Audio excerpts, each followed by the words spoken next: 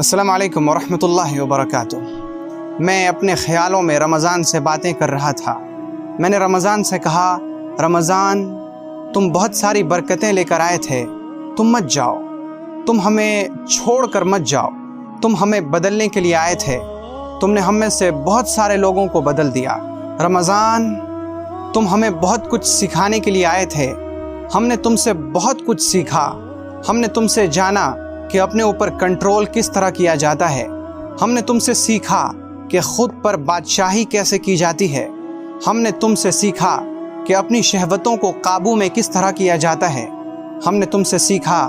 کہ اللہ کے لیے لوگوں کو کس طرح دیا جاتا ہے، تم نے ہمیں سکھایا کہ ہم کس طرح لوگوں کے فائدے کے لیے، لوگوں کے نفع کے لیے کام کریں،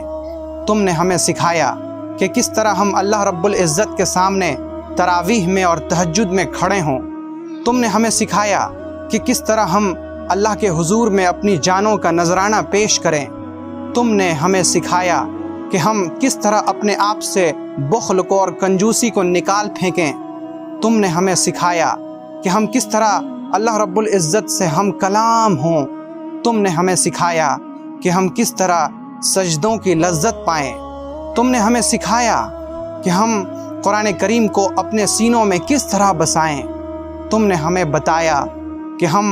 کس طرح قرآن کریم کے الفاظ میں اور اس کے معانی میں ڈوب کر اس کی تلاوت کریں،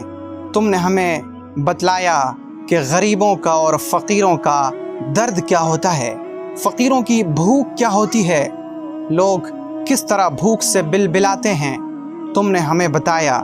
کہ درد مندوں کا درد کیا ہوتا ہے۔ رمضان تم نے ہمیں بتایا کہ اگر دوسرا ہمارے ساتھ برا سلوک کرے تو ہم اس کے ساتھ کس طرح اچھا سلوک کریں، تم نے ہمیں بتایا کہ اگر کوئی ہمیں گالی دے، اگر کوئی ہمیں برا بھلا کہے تو ہم اس کی گالی کا جواب اچھے سلوک سے دیں، ہم اس سے کہہ دیں کہ تم پر سلامتی ہو، میں تم سے زیادہ بحث نہیں کرنا چاہتا۔ رمضان تم نے ہمیں بہت کچھ سکھایا۔ رمضان تم نے ہمیں یہ بھی سکھایا کہ جب تم اللہ کے لیے کھانے پینے سے رک سکتے ہو تو پھر تم حرام کھانے سے رک جاؤ۔ رمضان تم نے ہمیں یہ بھی سکھایا کہ تم اگر روزے کی حالت میں بیوی سے رک سکتے ہو تو پھر عام حالتوں میں دوسری عورتوں پر نگاہ ڈالنے سے بھی رک جاؤ۔ رمضان ہم تمہارے اندر موجود رہ کر اپنے دل میں بہت زیادہ قوت، بہت اطمینان اور بہت سکون محسوس کرتے ہیں۔ اے رمضان ہمارا دل چاہتا ہے کہ تم مت جاؤ، تم رک جاؤ، تم تھم جاؤ۔ میں رمضان سے یہی باتیں کر رہا تھا، رمضان نے میرے خیالوں میں مجھے جواب دیا، اے اللہ کے بندے، میں وقت ہوں اور وقت گزر جاتا ہے، مجھ سے سیکھو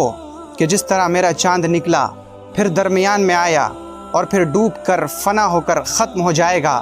بالکل اسی طرح تم پیدا ہوئے، پھر تم درمیان میں آئے، جوان ہوئے اور پھر تم بھی میرے چاند کی طرح ڈوب جاؤ گے، فنا ہو جاؤ گے اور ختم ہو جاؤ گے۔ اور پھر رمضان نے مجھے مخاطب کر کے کہا، اے اللہ کے بندے،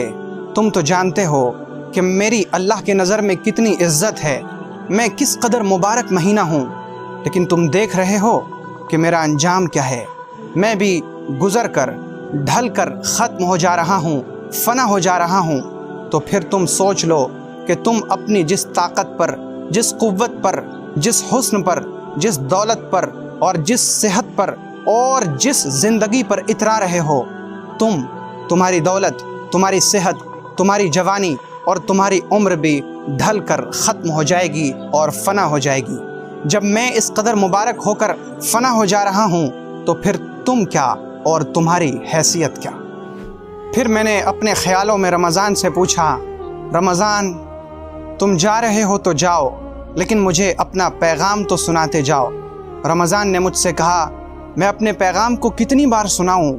جب میں آیا تھا تبھی اللہ کا یہ حکم تمہیں سنا کر آیا تھا، لعلکم تتقون، کہ ایمان والو تم پر روزے اس لیے فرض کیے گئے تاکہ تم متقی بن جاؤ۔ اور اس وقت جب کہ میں جا رہا ہوں، میں رخصت ہو رہا ہوں، تو میرا پیغام ابھی بھی یہی ہے کہ جس طرح تم نے اس مہینے کے اندر تقویٰ کی رسی کو پکڑا تھا، اس مہینے کے جانے کے بعد، میرے گزر جانے کے بعد اس رسی کو مت چھوڑنا۔ جس طرح تم نے ابھی ذکر، تلاوت، نماز اور تقوی کی پابندی کی تھی، میرے جانے کے بعد ان سب چیزوں کو مت چھوڑنا، کیونکہ تم نے میری عبادت نہیں کی تھی بلکہ اللہ کی عبادت کی تھی۔ اور یاد رکھو کہ اگر تم میری عبادت کر رہے تھے پھر تو میں جا رہا ہوں، لیکن اگر تم اللہ کی عبادت کر رہے تھے تو پھر یاد رکھنا کہ اللہ زندہ ہے، وہ زندہ رہے گا، وہ ہمیشہ سے ہے اور ہمیشہ رہے گا، اس کو نہ فنا ہے اور نہ اس کو زوال ہے۔ سو جب وہ باقی ہے اور ہمیشہ باقی رہے گا تو پھر لازم ہے کہ تمہاری عبادتیں اور تمہاری ریاضتیں، تمہارا تقوی، تمہارا نیک عمل ہمیشہ باقی رہے۔